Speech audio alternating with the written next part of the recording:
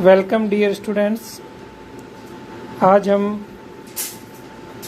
अंग्रेज़ों के द्वारा भारत में राजनीतिक सत्ता की स्थापना और उसमें बंगाल पर किस प्रकार से उन्होंने विजय प्राप्त की इसके बारे में पढ़ेंगे।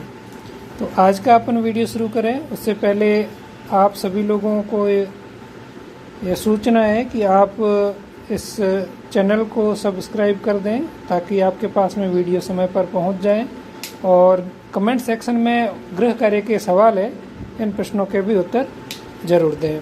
तो आइए शुरू करते हैं अंग्रेज़ों की बंगाल में विजय। और क्योंकि थोड़ा सा लंबा टॉपिक है इसलिए इसको मैंने दो भागों में बांट दिया है। पार्ट पहला जो इसका बन रहा है वो है अंग्रेज़ों की बंगाल विजय, प्लासी के युद्ध तक की घटनाओं के बारे में आज हम पढ़ेंगे। जैसा कि आप सभी लोग परिचित हैं पहले से ही कि मुर्शिद कुली खां ने बंगाल में स्वतंत्र राज्य की स्थापना की। जब मुग़ल शासन अपने अवसान की ओर था तो औरंगजेब के द्वारा 1700 ईस्वी में मुर्शिद कुली खां को बंगाल का दीवान बनाया गया था, या उसका एक तरीके से प्रांतपति बनाया गया था। लेकिन मुर्शिद कुली खां ने स्वतंत्र व्यवहार करना शुरू कर दिया और 1727 ईस्वी तक वो उसने अपनी संप्रभुता को स्थापित कर लिया था। बंगाल वास्तव में एक समृद्ध राज्य था।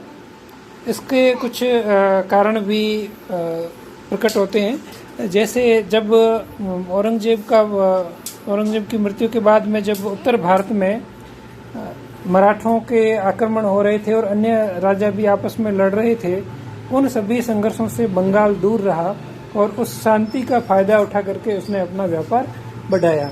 दूसरा, बंगाल एक निर्यातक प्रदेश के रूप में उभरा। उसने जो यूरोपीय कंपनियां थी उनको बहुत बड़ी मात्रा में सामान बेचा, इसके बदले में उन्हें बहुमूल्य वस्तुएं जैसे चांदी और सोना प्राप्त हुए। साथ ही बंगाल की उसमें जनसंख्या में भी काफ़ी वृद्धि हुई, उसका भी फायदा बंगाल की समृद्धि को हुआ।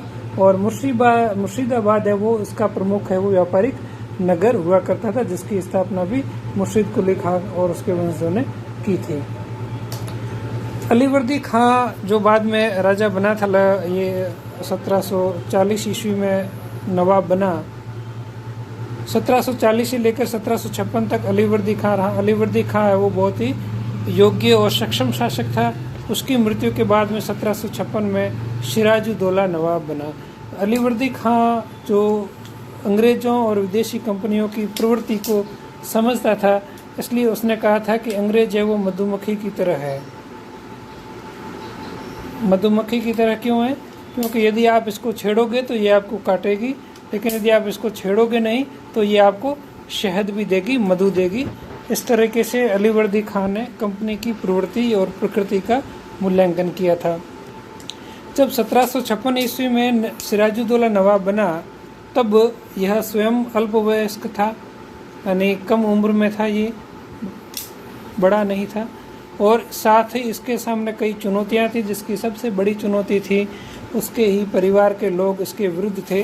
जैसे उसकी एक चाची थी घसीटी बेगम, उसका एक चचेरा भाई था शौकत जंग जो पूर्णिया का नवाब था, एक तरीके से वो पूर्णिया प्रांत का प्रांतपति था।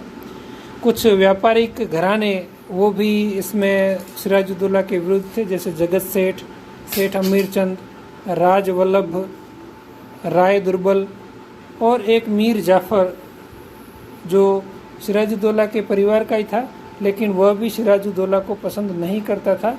इसलिए इन सब लोगों ने इसका विरोध किया और वो मौके की ताक में थे कि किस प्रकार से सिराजुद्दौला को हटा करके अपन अपने स्थान पर अपने व्यक्तियों को बिठाएं।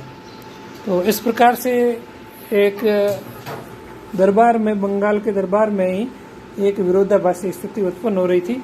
लेकिन इसमें जो महत्वपूर्ण पात्र है वो अंग्रेज, उनका किस प्रकार से आगमन हुआ अब ये अपन देखते हैं।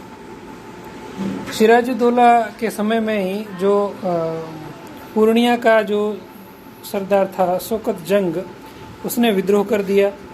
और जब सिराजुद्दौला उस विद्रोह को दबाने के लिए अपनी सेना के सहित पूर्णिया गया तो पीछे अंग्रेजों ने उद्दंडता कर ली और उस उद्दंडता को दबाने के लिए सिराजुद्दौला को वापस कलकत्ता आना पड़ा था।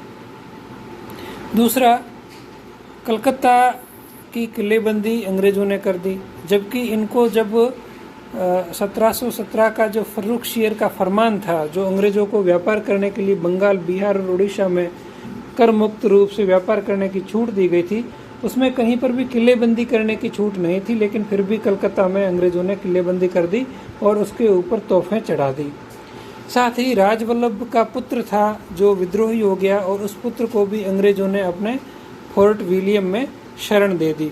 इससे भी सिराजुद्दौला नाराज था। दस्तक का दुरुपयोग। दस्तक क्या था? दस्तक एक अधिकार पत्र हुआ करता था, अधिकार पत्र था। और ये अधिकार पत्र क्यों दिया जाता था? ये कहें तो एक प्रकार का विशेषाधिकार था, एक सर्टिफिकेट था। तो जिसके पास में सर्टिफिकेट होता था वह पूरे बंगाल में बिना कोई कर दिए व्यापार की कर सकता था। ये विशेष छूट मिली थी और ये दस्तक है वो मुग़ल बादशाह की तरफ से अंग्रेज़ों को मिला हुआ था। ये एक प्रकार की व्यापारिक सुविधा थी कि अंग्रेज़ बिना कोई स्थानीय चुंगी चुकाए अपना सामान एक जगह से दूसरी जगह ले जा सकते हैं। लेकिन अंग्रेज़ों ने इसका दुरुपयोग करना शुरू कर दिया। अंग्रेज़ों ने इस दस्तक को भारतीय लोगों को भी बेचना शुरू कर दिया। अब वो भारतीय लोगों से पैसे ले लेकर के दस्तक उनको सौंप देते थे। अब भारतीय व्यक्ति भी जब चुंगी नाका आता है तो वो दस्तक दिखा देते हैं और वो टैक्स से बच जाते हैं। तो इस प्रकार से सिराजुद्दौला का जो कर आ रहा था उसमें बहुत बड़ी कमी हो गई, नेगेटिव हो गया। इससे सिराजुद्दौला ने जब कारणों का पता किया तो पता चला कि भारतीय व्यापारी भी दस्तक का उपयोग कर रहे हैं। इससे जो कर आना चाहिए खजाने में वो नहीं आ रहा है।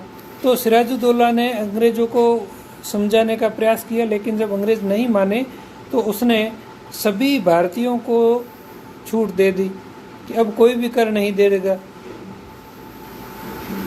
जब सभी को छूट दे दी तो अंग्रेज़ों के दस्तक की वैल्यू अपने आप ख़त्म हो गई। तो अंग्रेज़ों ने इस बात का विरोध किया कि सभी को दस्तक नहीं मिलना चाहिए, क्योंकि मुग़ल बादशाह की तरफ से दस्तक हमें ही मिला है। अंग्रेज़ ऐसा विरोध इसलिए कर रहे थे क्योंकि अब जो भारतीय व्यापारी दस्तक अंग्रेज़ों से खरीद कर अंग्रेज़ों को पैसे दे रहे थे वो पैसे भी नहीं दे रहे हैं। और दूसरा, अब यदि भारतीय व्यापारियों पर भी दस्तक नहीं लग रहा है, दस्तक पर जब उनको भी मिल गया है, उनको भी कर से छूट मिल गई है, तो वो भारतीय व्यापारी भी अंग्रेज़ों के व्यापार में प्रतिस्पर्धी बन गए। इन दोनों कारणों की वजह से अंग्रेज है वो इस दस्तक पर सिराजुद्दौला के आदेश का विरोध कर रहे थे। जब सिराजुद्दौला पूर्णिया से वापस आया तो उसने कलकत्ता पर आक्रमण कर लिया और यह घटना जून की है। कलकत्ता को जीत लिया। कलकत्ता का जो किला है फोर्ट विलियम, जिसको अंग्रेजों ने स्थापित किया था, पहले इसके बारे में मैंने आपको बताया भी है। फोर्ट विलियम जो किला था उस पर अधिकार कर लिया और अंग्रेज भाग करके फुल्टा द्वीप चले गए। वहाँ उस द्वीप की शरण में चले गए, वो जो बंगाल से, कलकत्ता से थोड़ा दूर था। इसी समय इतिहास में एक घटना आती है, काल कोठरी की घटना। ये घटना क्या है, सही है या गलत है, इसके बारे में भी थोड़ा सा मूल्यांकन करेंगे अपन। काल कोठरी की घटना, एक अंग्रेज व्यक्ति था जिसका नाम था होलवेल।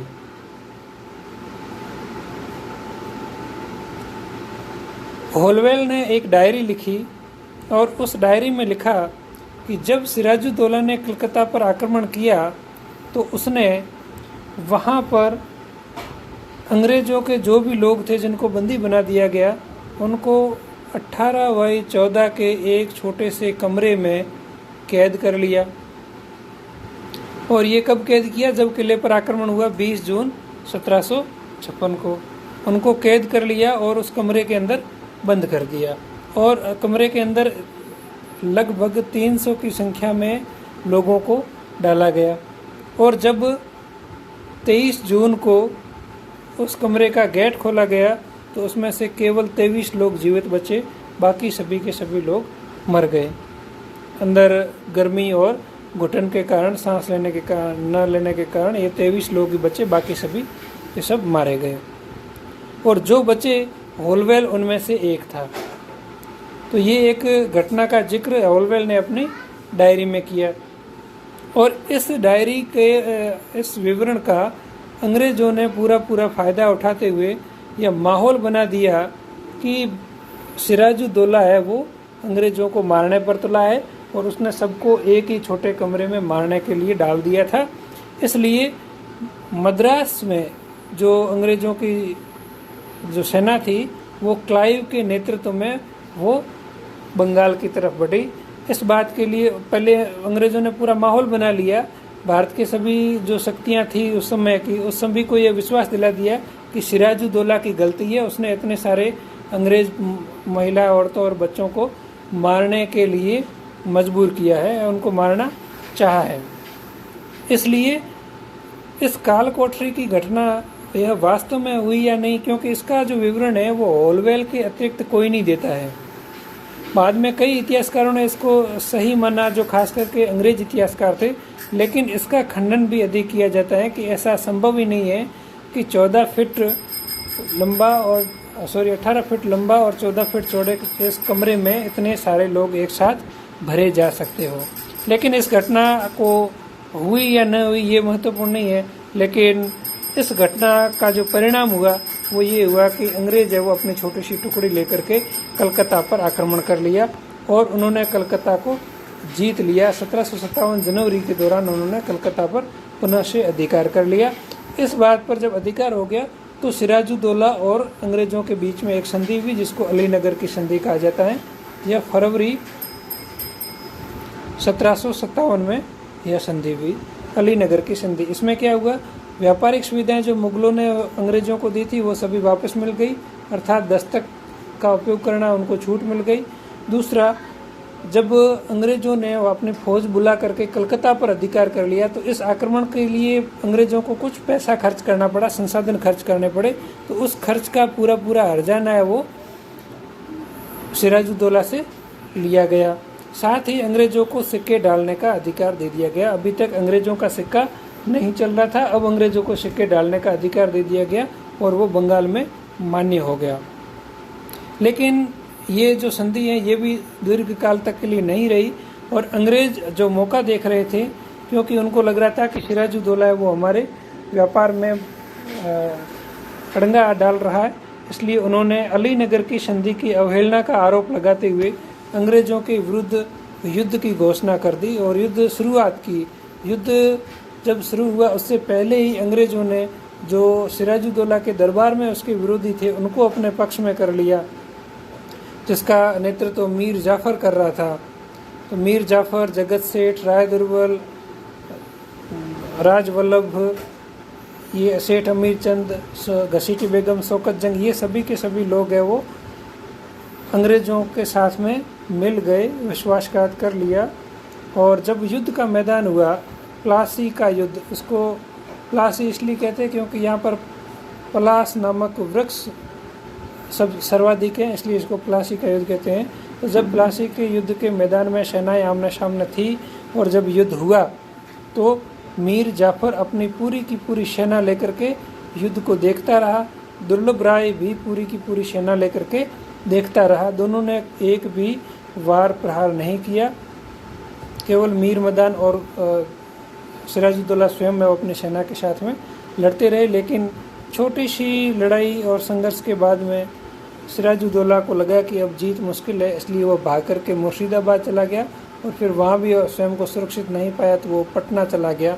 और कुछ समय के बाद में मीर जाफ़र का एक पुत्र था मीरन, ये मीर जाफ़र का पुत्र था, उसने उसको पकड़ करके उसकी हत्या कर दी और इस प्रकार से सिराजुद्दौला का अंत हो गया। तो प्लासी के युद्ध में अंग्रेज़ों ने सिराजुद्दौला को हटा करके उसकी जगह पर, जैसा कि पहले तय था, मीर जाफ़र को बंगाल का नवाब बना दिया। अब इस प्लासी के युद्ध के क्या परिणाम हुए इसके बारे में देखेंगे अपन। सबसे पहले अंग्रेज़ों का बंगाल पर नियंत्रण स्थापित हो गया, क्योंकि जो मीर जाफ़र है वो अब अंग्रेज़ों का एक कठपुतली हो गया है, उसका एक नौकर की तरह से हो गया है, क्योंकि मीर जाफ़र को अंग्रेज़ों के कहे अनुसार ही काम करना था। शर्त में जो बहुत सारी चीज़ें कही गई थी उनको भी पूरा करना था। तो अप्रत्यक्ष रूप से अंग्रेज़ों का बंगाल पर नियंत्रण हो गया। बंगाल समृद्ध था और इस समृद्धि का पूरा फायदा अंग्रेजों ने उठाया। व्यापार संबंधी सभी छूटें प्राप्त कर ली, यहाँ तक कि छूट के साथ साथ लूट का भी प्रयोग किया गया। और मीर जाफ़र के साथ में जो क्लाइव और उसके साथ में जो अन्य सैनिक और अधिकारी थे, उन सभी ने विशेष पैकेज मीर जाफ़र से लिए जो लाखों और करोड़ों की संख्या में थे। इन सभी पैसों की खुली लूट है वो बंगाल में मचाई गई। साथ ही जो सबसे महत्वपूर्ण परिणाम हुआ वो ये हुआ कि फ्रांसीसियों के विरुद्ध अंग्रेज़ों की लड़ाई को यहाँ बंगाल से मदद मिली, क्योंकि बंगाल एक बहुत समृद्ध प्रदेश था और यहाँ पर बंगाल जैसा प्रदेश जब अंग्रेज़ों के सीधे नियंत्रण में आ गया तो उनके पास में बहुत अधिक मात्रा में संसाधन हो गए। और दक्षिण में जैसा कि अपन ने पहले पढ़ा कि कर्नाटक के युद्ध चल रहे थे, और इस समय जब कर्नाटक का तीसरा युद्ध चल रहा था तो उस तीसरे युद्ध में अंग्रेज़ों के पास में बंगाल का बेनिफिट था और उस बेनिफिट को लेकर के वो बंगाल में दक्षिण में मद्रास में वो मजबूती के साथ में लड़े और फ्रांसीसियों को 1760 के वाडीवास की लड़ाई में पराजित करके अंत में पेरिस की संधि की और फ्रांसीसियों को भारत से बाहर कर दिया। इसलिए ये कहा जाता है कि डुप्ले ने भारत की चाबी दक्षिण में ढूंढने का प्रयास किया, जबकि क्लाइव ने उसे बंगाल में पाया। कहने का मतलब ये है कि भारत में विदेशी कंपनी के रूप में कौन शासन करेगा, यह तय करने के लिए डुप्ले दक्षिण में भटकता रहा, जबकि जिसकी जो चाबी थी वो क्लाइव को बंगाल में मिल गई, अर्थात बंगाल के बजाया गई।